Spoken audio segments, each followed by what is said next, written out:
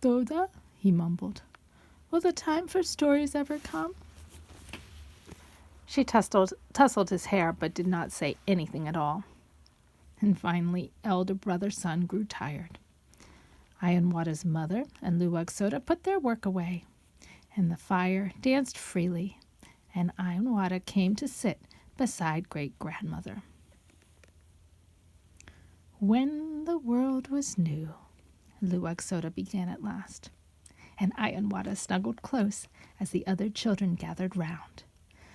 And he sighed deeply. It was not long before Sky Woman's belly grew round and full, and the child within her grew ready for birth. Soon Sky Woman gave birth to a daughter. Sky Woman was happy on Turtle Island with her new baby girl. The little daughter of Sky Woman was a healthy child, full of energy and always ready to run and play.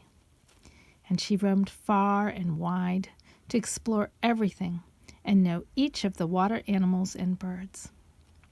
She sang with the birds, swam along the fishes, and teased her otter friends by tugging on their long tails.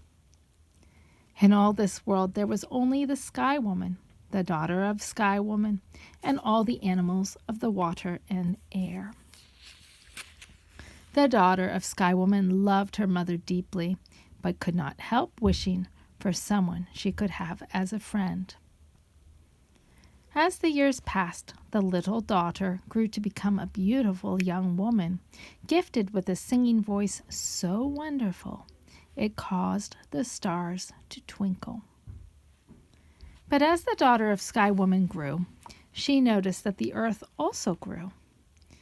It grew and grew, so that wherever she went, she was always in the middle. So one day, she told her mother that she wanted to go out from there and see what was on the edge of the circle of the earth. And off she went. The daughter of Sky Woman walked for many days, farther and farther, seeking the end of the earth. Finally, she heard a roaring, crashing sound in the distance, and she walked on until she came to a place where the salt water rolled and crashed. And for a time she stood looking at the powerful water being that rolled toward her, rising and crashing with such a force. She watched as he ran back as quickly as he had come. She drank of his moist wind and gave thanks for the beautiful world around her. Then the daughter of Sky Woman knew she had seen the end of the earth and she wanted to go home. But as she turned around, she saw a strange cloud hanging low in the sky. When it approached her, she could see that this cloud was a spirit, and it was in the form of a man with fringed deer hide pants as white and soft as rabbit fur. But the daughter of Sky Woman knew only her mother. She had never seen a man before, and right there at the edge of the sea, she fainted and fell to the ground. While the girl slept there, the spirit of the winds, who had appeared as a cloud man, took out the 2 arrows he had brought with him, and he took out one that was straight and sharp with a flint tip, and another that was warped and soft, made of maple through and through. He crossed the arrows, and he laid them over her. As soon as he did this, great wind beams from all directions came to them, from the west and the south and the east and the north, and the 4 winds came strong and quick, and they washed over the daughter of Sky Woman while she lay there asleep. As she slept, new life began inside the young woman. Now, Luwagsoda stopped the story for a moment, and she mumbled something quietly, and then she stood, and Aionwadha jumped up to stand beside her as she lifted her arms. We thank you, four winds, for bringing new life and for replenishing us through your clean winds.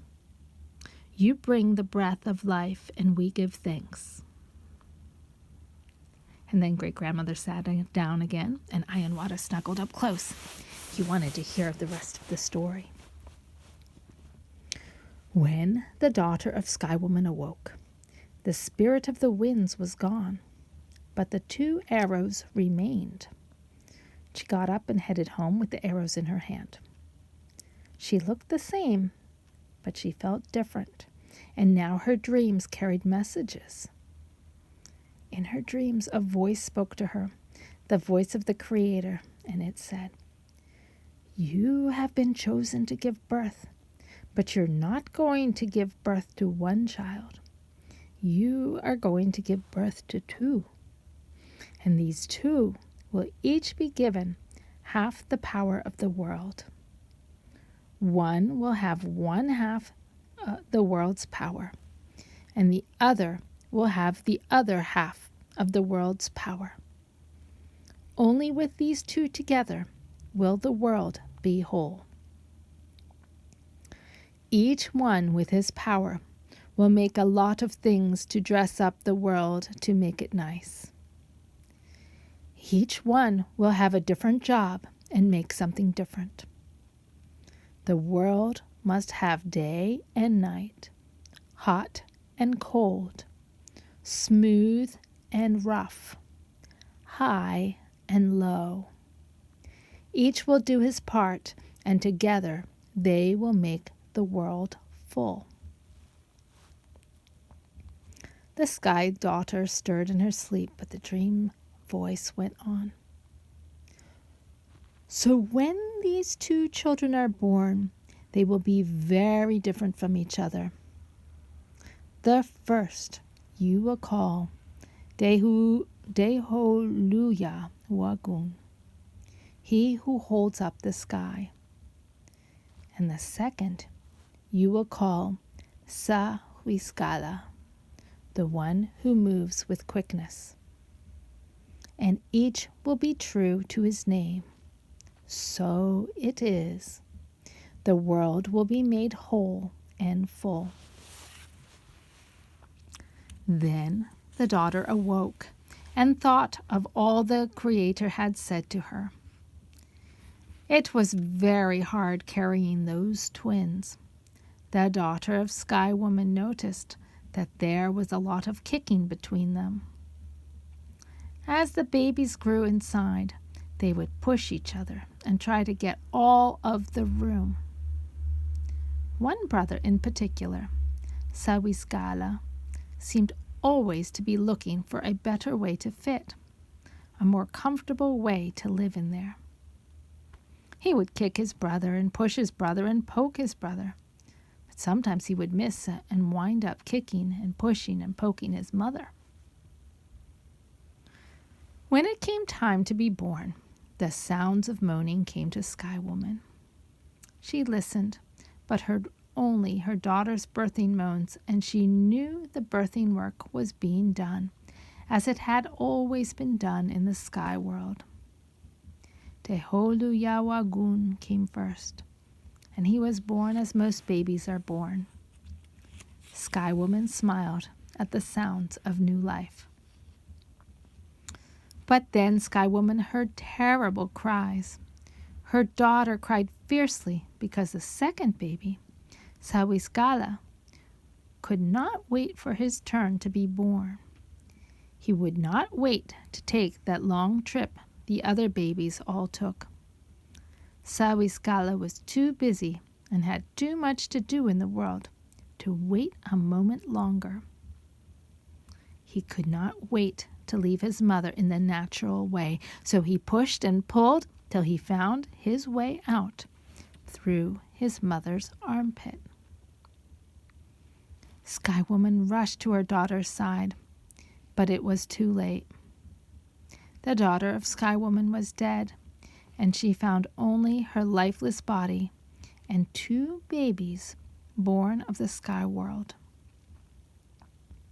In a terrible rage, she stood before her grandsons and demanded to know which one of them caused her daughter's death. Sawisgala moved quickly, pointed to his brother, and said it was Aionwadha who had done this.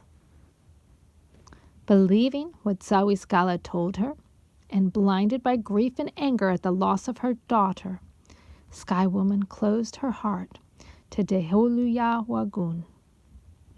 So cold was her heart that she might just as well have flung him away. All her love went to Sawisgala, who she believed had come the natural way. Sky Woman knew she must give her daughter a proper burial before all else. Sky Woman looked around her. She saw the earth that had made her a home here on Turtle Island. She knew this was the right home for her daughter's final rest too. So Sky Woman filled her pots with earth and piled it over her daughter's lifeless body. And she piled and piled until a thick blanket covered her daughter, and she became part of the earth. Then Sky Woman took the seeds that had come from the sky world from her pouch where she had kept them, and she placed them over the young mother. Over her head she placed the corn and the beans and the squash. Now these three sisters would always grow together, mothered by the earth mound that was the daughter of Sky Woman's grave. So whenever they grow together, the three sisters will be happiest and grow most full. Thank you, Mother Earth, for providing us and nourishing us all. Sky Woman continued, thank you, life sustainers, foods of the harvest. Then Sky Woman took out the tobacco she had grabbed as she fell from the sky world and placed it over her daughter's heart. This sacred tobacco would grow well here, fed by the earthen grave of her daughter. This tobacco would also carry thanks upward to the Creator from those living on the earth. Then Sky Woman put the strawberry plants at her daughter's feet. These she had grabbed full grown as she fell, and they would bring sweetness and joy to the earth. Lastly, over the rest of her body, she set all the other plants that would be used as foods and as medicines to cure sickness.